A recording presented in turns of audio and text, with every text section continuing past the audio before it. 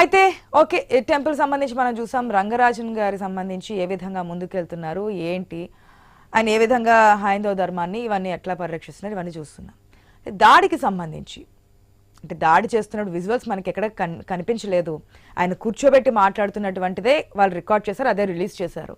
కాకపోతే రంగరాజన్ గారు ఇచ్చినటువంటి స్టేట్మెంట్ ప్రకారం చూస్తే కనుక ఆయన దాడి చేశారు, కొట్టారు. మనకి స్క్రీన్లో చూస్తున్నప్పుడు కూడా కాస్త కనిపిస్తోంది ఆయన ఫేస్లో దెబ్బలు కావచ్చు, కవిలిన ముఖం కావచ్చు. ఇవన్నీ ఎట్లా ఏంటి ఏం జరుగుతోంది? హిందుత్వం ముసుగులో ముందుకెళ్తుంది బీజేపీ అని చెప్పి చాలా పొలిటికల్ పార్టీలు కామెంట్స్ చేస్తుంటాయి కదా, అది వాస్తవం అవాస్తవం అని పక్కన పెడితే దీంట్లో మళ్ళీ రెండు రామరాజ్యం అని ఒకటి లేదు, వేరొకటి మా రామరాజ్యానికి మీరు సహకరించాలి లేదంటే మీ పని చూస్తామని మరొక వెర్షన్ తెర మీదకి వస్తుంది. ఎట్లా చూడాలి? దీంట్లో ఏదైనా మరొక యాంగిల్ ఉందనుకోవచ్చు. ఆశా గారు, ముందుగా మీకు తోటి ప్యానలిస్ట్ కి ఐ న్యూస్ వీక్షకులకు శుభోదయం అండి. నేను కూడా హైదరాబాద్ లో ఉన్న రోజుల్లో 2003, 4, 5 ఆ టైంలో ఆశా గారు నేను తరచూ చిలుకూరు బాలాజీ ఆలయానికి వెళ్తుండేవాడిని, ప్రదర్శన చేశాను. పెద్దలు సౌందరరాజన్ గారు వారి అబ్బాయి రంగరాజన్ గారి యొక్క ప్రసంగాలు ప్రవచనాలు విన్నవాడిని. సో నాకు అత్యంత భక్తి ప్రపత్తులు కలిగినటువంటి ఆలయం, నేను వారిని చాలా గౌరవిస్తాను. ఓకే, చూసేవాడిని నేను అలా వాళ్ళ పక్కన అక్కడ కూర్చొని మైక్ తో పెట్టి మాట్లాడుతుండేవారు. సో వీరిద్దరూ దశాబ్దాలుగా, మీ కుటుంబీకులు దశాబ్దాలుగా ఆలయానికి భగవంతుడికి సేవ అందిస్తూ ధర్మ పరిరక్షణ కోసం తప్పిస్తున్నటువంటి జీవిస్తున్నటువంటి వ్యక్తులు. అటువంటి వ్యక్తుల మీద ఇటువంటి హేయమైన దుర్మార్గమైనటువంటి దాడికి పాల్పడినటువంటి దైత్యుల్ని రాక్షసుల్ని చట్ట ప్రకారం గట్టిగా శిక్షించవలసిందే.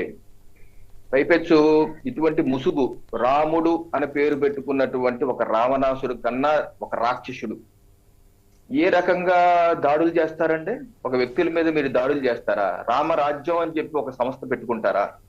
నేను నిన్న ఆశ గారు వాళ్ళ వెబ్సైట్ చూశాను, రామరాజ్యం.net అని చూస్తే నిర్ఘాంతపోయాను. ఏంటిది? దానిలో మీరు ఆబ్జెక్టివ్స్, వాళ్ళ యొక్క విజన్ ఏంటంటే దేశంలో ఉన్నటువంటి రాజ్యాంగాన్ని, డాక్టర్ బిఆర్ అంబేద్కర్ గారు రచించినటువంటి రాజ్యాంగాన్ని వాళ్ళు నమ్మరట. వారు సపరేట్ గా ఒక రాష్ట్ర స్థాయిలో, జిల్లా స్థాయిలో, నియోజకవర్గ స్థాయిలో, గ్రామ స్థాయిలో వారు రాజుల్ని రాణుల్ని ప్రకటించుకుంటున్నారు. ఆ వెబ్సైట్ లో ప్రకటించుకొని వారు ప్రజల నుంచి డబ్బులు వసూలు చేసి చెప్తారు, దాంట్లో డబ్బులు వసూలు చేసి మండల స్థాయి నుంచి రాష్ట్ర స్థాయి వరకు సైన్యాన్ని ఏర్పాటు చేసుకొని ఇక్కడ వాళ్ళ యొక్క రాజ్యాన్ని ఏర్పాటు చేస్తారట. ఇది ఆఖరికి ఇది తెలంగాణ కాదు, ఆంధ్రప్రదేశ్ లో కూడా వాళ్ళ రాజులు రాణుల్ని ప్రకటించారు. ఆ వెబ్సైట్ లో చూస్తారండి, కుప్పం నియోజకవర్గం, ఏ నియోజకవర్గానికి నారా చంద్రబాబు నాయుడు గారు ప్రాతినిధ్యం వహిస్తున్నారో కుప్పం నియోజకవర్గానికట కంచి కృష్ణమూర్తి ఆయన రాజట. ఆయన యొక్క ఫోన్ నెంబర్ కూడా ఉంది దాంట్లో. అలాగే పవన్ కళ్యాణ్ గారు పిఠాపురం నియోజకవర్గం నుంచి ప్రాతినిధ్యం చేసిన పవన్ కళ్యాణ్ గారికి వీళ్ళు ఒక రాజుని ప్రకటించుకున్నారు, గొబ్బాల సూరిబాబట. అలాగే నేనున్నటువంటి కాకినాడ నగరానికి ఒక రాణిని ప్రకటించుకున్నారు, నేడూరి జయలక్ష్మి అట. సో ఇటువంటి పిచ్చి పైత్యం సైకో బ్యాచ్ పెరిగిపోయిన వీళ్ళని నిన్న నేను డీసీపీ రాజేంద్ర నగర్ డీసీపీ గారి ప్రెస్ మీట్ చూశాను. ఆయన చెప్తున్నారు, ఈయన మీద సెక్షన్లు పెట్టాం, ఇంకో 5గురిని పట్టుకున్నాము, దానిలో 2 మహిళలు ఉన్నారు. సెక్షన్లు చూస్తుంటేమో 308, 333 సెక్షన్లు పెట్టారు. అది సరిపోదండి. ఇది ఒక దేశం మీద దండయాత్ర సమానం. కానీ రవికిరణ్ గారు, అదే రాఘవ్ రెడ్డి మాట్లాడుతున్నప్పుడు ఈ రాజ్యాంగం మీరు ఏదైతే ఇంతకు ముందు చెప్పారో, ఆ రాజ్యాంగం మమ్మల్ని ఏం చేయలేదు, ఈ చట్టాలు మమ్మల్ని ఏం చేయలేవు, వాటి మీదే మా తిరుగుబాటు అనే విధంగా ఆయన మాట్లాడారు క్లియర్ కట్ గా. మమ్మల్ని ఏం చేయలేవు, దీంట్లో ఈ సెక్షన్స్ ఉన్నాయి, అవి మాకు అనుకూలంగా ఉన్నాయి, మమ్మల్ని ఎవ్వరూ ఏం చేయలేరు. ఇది ఒక సైకో బ్యాచ్ అండి. అందుకని అన్నాను, బిఎన్ఎస్ చట్టం సెక్షన్ 147 దేశం మీద దండయాత్రగా ప్రోత్సహించిన చెయ్యాలని చూస్తున్న వారి మీద సెక్షన్ 147, 148 అవి పెట్టాలి. వీళ్ళు ఒక సైకో బ్యాచ్ తయారయ్యారు. వీళ్ళు న్యాయస్థానాలని తాట తీటాకు వచ్చారట, న్యాయస్థానాల మీద తాట తీటాకు వచ్చారట, వ్యవస్థలు పోలీసు వ్యవస్థల మీద నమ్మకలేదంట. అందులో వసూళ్లు గ్రామ స్థాయిని మండల స్థాయిని వసూలు చేస్తారట. సో నేను తెలంగాణ రాష్ట్రమే కాదు, మీ ఛానల్ ద్వారా మా ఆంధ్రప్రదేశ్ రాష్ట్రాన్ని, మా ప్రభుత్వాన్ని, నారా చంద్రబాబు నాయుడు గారు హోంమంత్రి గారు కూడా విజ్ఞప్తి చేస్తున్నాను, ఆంధ్రప్రదేశ్ లో కూడా వీళ్ళ మీద కేసులు పెట్టి ఏదైతే వెబ్సైట్ లో పేర్లు, ఫోన్ నెంబర్లు, ఫోటోలు ఎన్ని ఉన్నాయి వాళ్ళందరినీ మీరు కస్టడీలో తీసుకోండి.